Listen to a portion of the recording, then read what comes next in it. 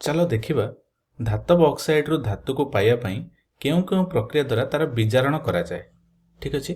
ताठु अधिक गुरुत्वपूर्ण कथाटी हेउछि धातु गुड़िक धातु पिंडरु किपरि भाबरे निष्कासन करा जाए, तार समृद्धि करा जाए बा विशुद्ध धातुरे केमिति परिष्करण करा जाए से विषय आमे आगो को सिखिबा।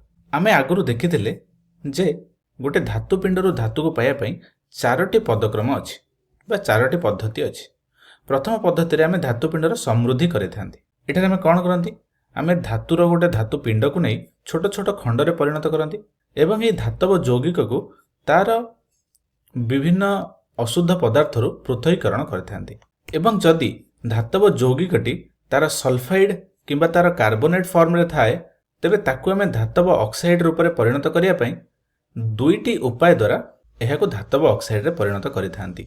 जेमिति कि जदि धातव सल्फाइड थाए ताकू आमे रोस्टिंग द्वारा धातव ऑक्साइड रे परिणत करंती एवं जदि आम पाखरे धातव कार्बोनेट थाए ताहले ताकू आमे कैल्सिनेशन पद्धति द्वारा धातव ऑक्साइड रे परिणत करिथांती।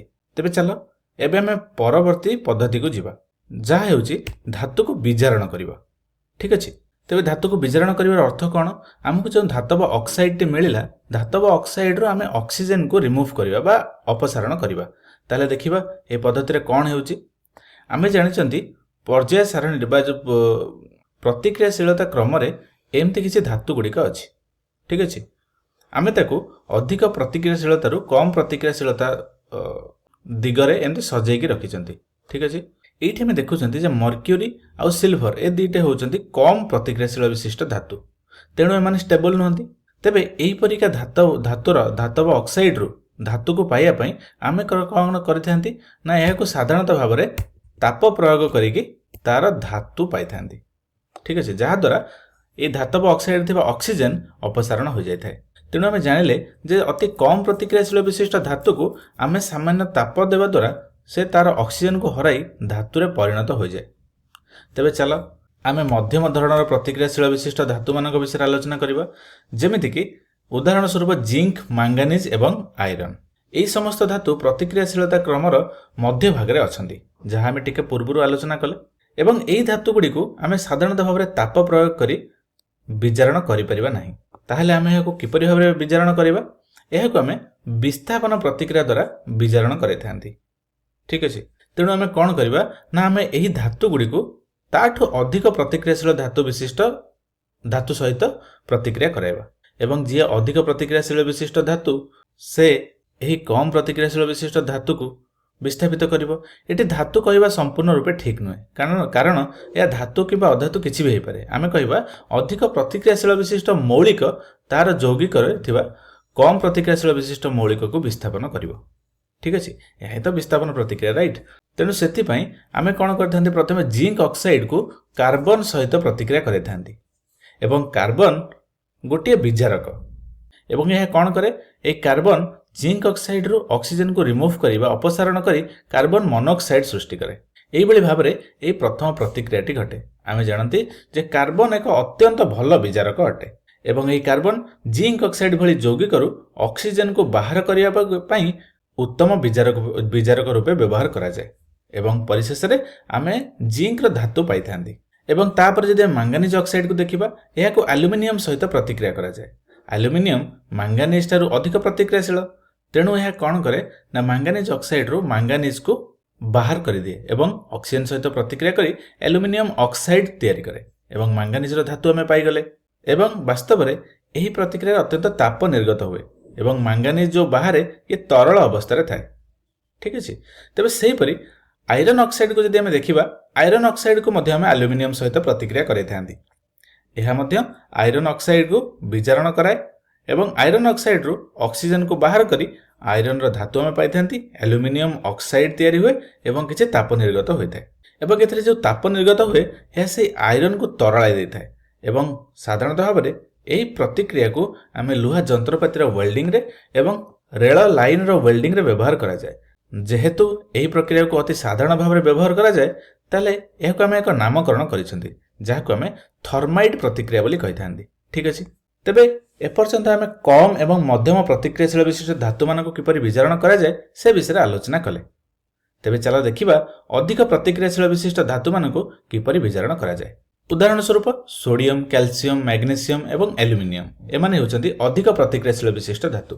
तेबे जदि एमाने अधिक प्रतिक्रियाशील तेणु तांकर यौगिक मान मध्य स्टेबल थांती बा स्थिर थांती एवं दृढ़ बंधन रे बांधी हेकि थांती। तेणु सेगुड़ी को केवल उत्ताप किंबा कार्बन अथवा अन्य धातु व्यवहार करी भांगिबा किंबा विजारण कराइबा अति सहज नुहे। सेतिपई आमे विद्युतर सहायता नै थांती।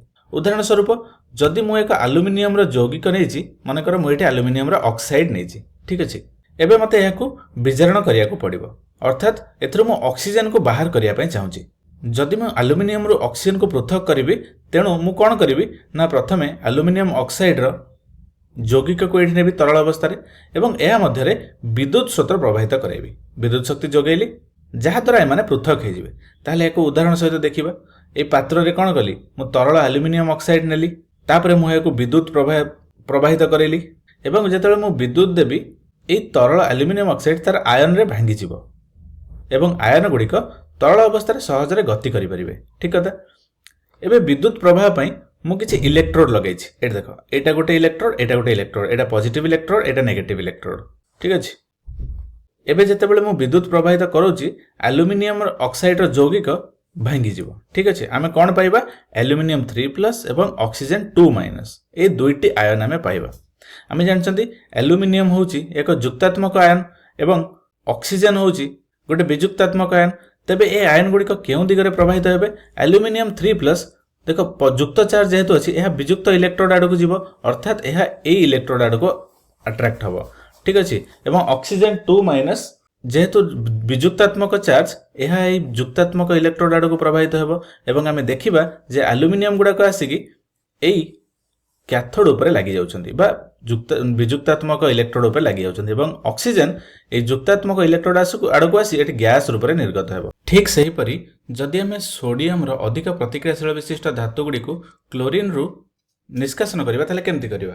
आमे देखो सोडियम क्लोराइड टा जल मध्य रे Na+Cl- आयन रे परिणत हुए एवं Na+ जेहेतु जुक्तात्मक चार्ज विशिष्ट आयन ये कौन करिवो विजुक्तात्मक इलेक्ट्रोड आड़ को कैथोड आड़ को जीवो एवं कैथोड पाखरे इलेक्ट्रॉन ग्रहण करी कैथोड रे सोडियम आकार रे लागि जीवो। अपर पक्षरे क्लोरीन -Cl- विजुक्तात्मक चार्ज थिबारु एहा एनोड आड़ को आकर्षित हेबो एवं एनोड निकट रे क्लोरीन रो गैस निर्गत हेबो, ठीक अछि। एही परि भाबरे अधिक प्रतिक्रियाशील विशिष्ट धातु मानकु आमे विजारण करि परिबा। तेबे आमे एठी देखिले जे भिन्न भिन्न प्रतिक्रियाशील विशिष्ट धातु गुड़िक भिन्न भिन्न रूप रे विजारण होइथांती।